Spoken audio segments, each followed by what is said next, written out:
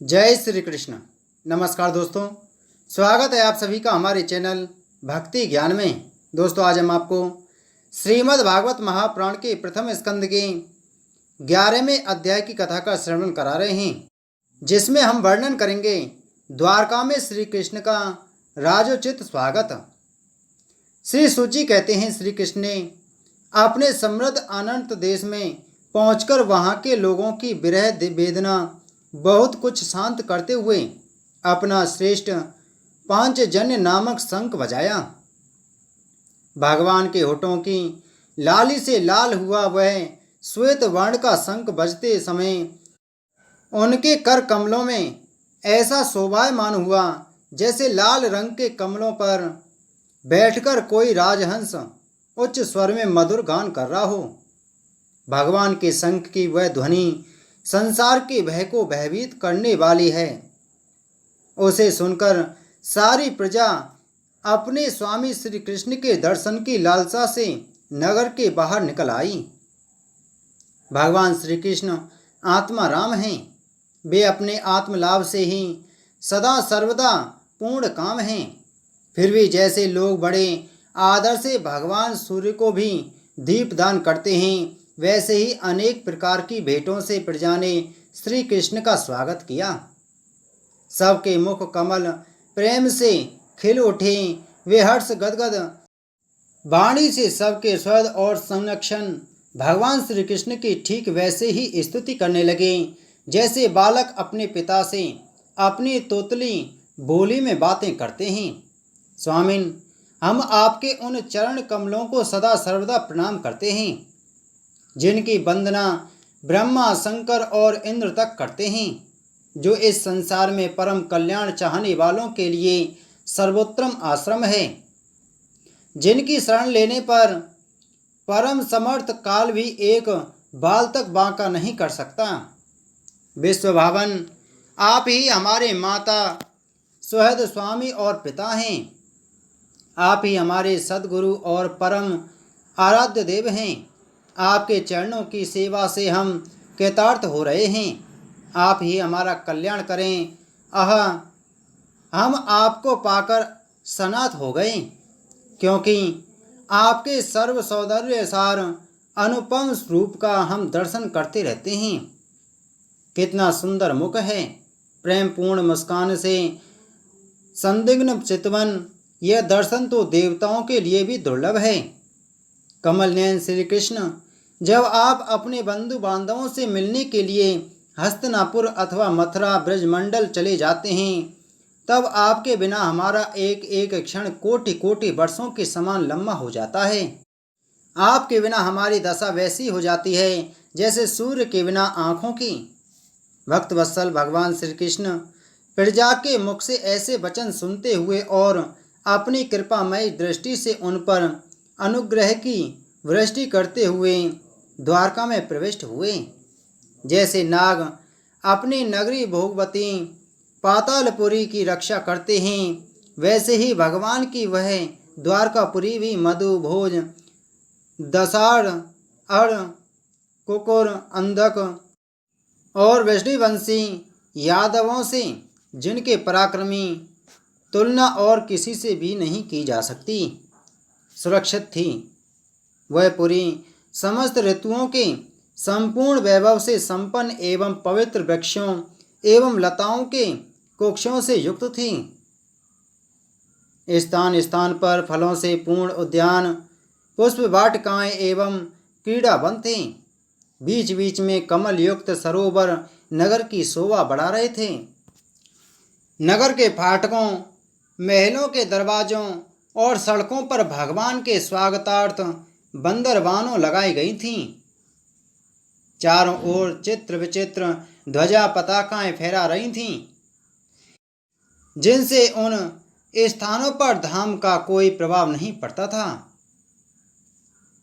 उसके राजमार्ग, अन्याय सड़कें, बाजार और चौक झाड़ बुहार कर सुगंधित जल से सींच दिए गए थे और भगवान के स्वागत के लिए बरसाए हुए फल फूल, अक्षत, अंकुर चारों ओर बिखरे हुए थे।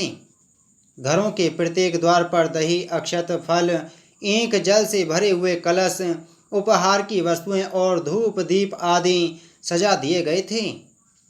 उदार शिरोमणि वासुदेव, अक्रूर उग्रसेन, अद्भुत पराक्रमी बलराम, प्रद्युम्न, चारुदेश और जामवंती नंदन सांब ने जब यह सुना कि हमारे प्रियतम भगवान श्री कृष्ण आ रहे हैं, तब उनके मन में इतना आनंद उमड़ा कि उन लोगों ने अपने सभी आवश्यक कार्य, सोना, बैठना और भोजन आदि छोड़ दिए।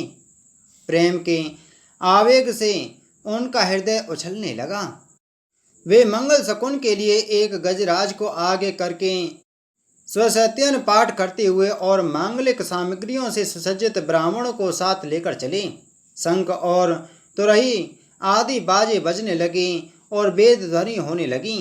वे सब हर्षित होकर रथों पर सवार हुए और बड़ी आदर बुद्धि से भगवान की अगवानी करने चले।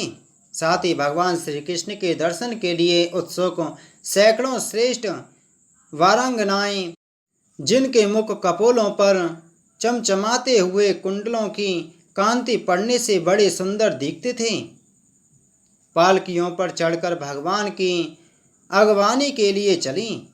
बहुत से नट, नाचने वाले, गाने वाले, विरध, वखानने वाले सूत, मागध और बंदी जन भगवान श्री कृष्ण के अद्भुत चरित्रों का गायन करते हुए चले।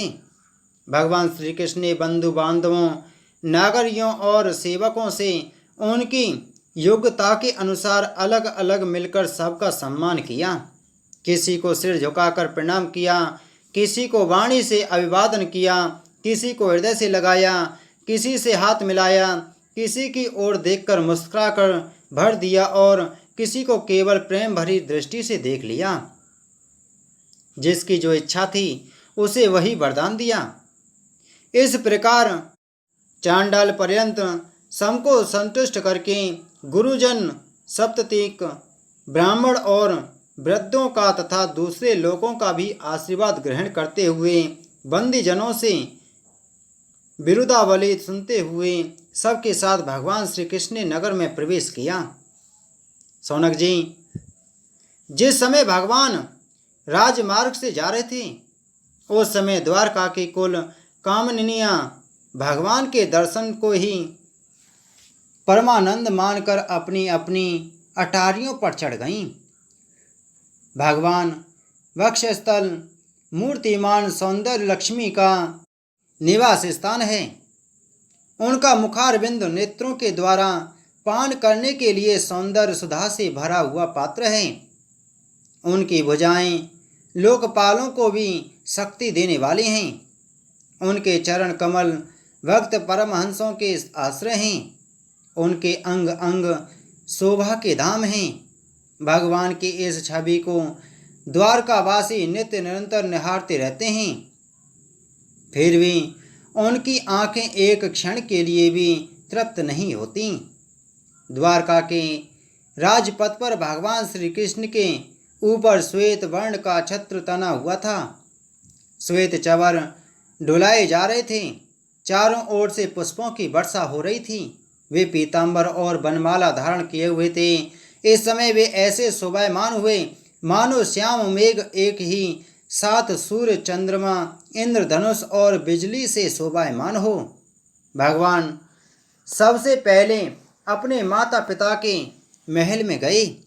वहाँ उन्होंने बड़े आनंद से देव की आदि सातों माताओं को चरणों पर सिर रखकर प्रणाम किया और माताओं ने उन्हें अपने हृदय से लगाकर गोद में बैठा लिया।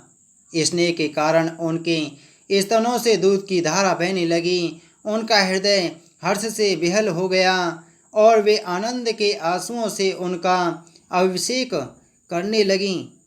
माताओं से आज्ञा लेकर वे अपने समस्त भोग सामग्रियों से समस्त सर्वश्रेष्ठ भवन में गए। उनमें 16,000 पत्नियों के अलग अलग महल थे। अपने प्राणनाथ भगवान श्री कृष्ण को बहुत दिन बाहर रहने के बाद घर आया देखकर रानियों के हृदय में बड़ा आनंद हुआ।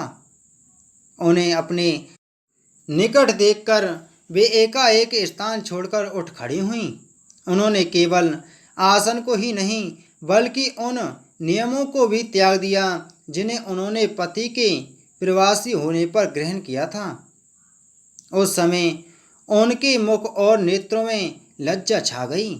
भगवान के प्रति उनका भाव बड़ा ही गंभीर था। उन्होंने पहले मन ही मन, फिर नेत्रों के द्वारा और तत्पश्चात पुत्रों के बहाने से शरीर से उनका आलिंगन किया। शौनक जी, उस समय उनके नेत्रों में जो प्रेम के आंसू छलक आए थे, उन्हें संकोचवश उन्होंने बहुत रोका, फिर भी विवशता के कारण वे ढलक ही गए।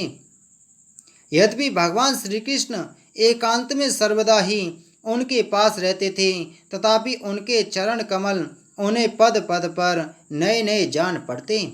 भला स्वभाव से ही चंचल लक्ष्मी, जिन्हें एक क्षण के लिए भी कभी नहीं छोड़ती, उनकी सन्निधि से किस स्त्री की तृप्ति हो सकती है।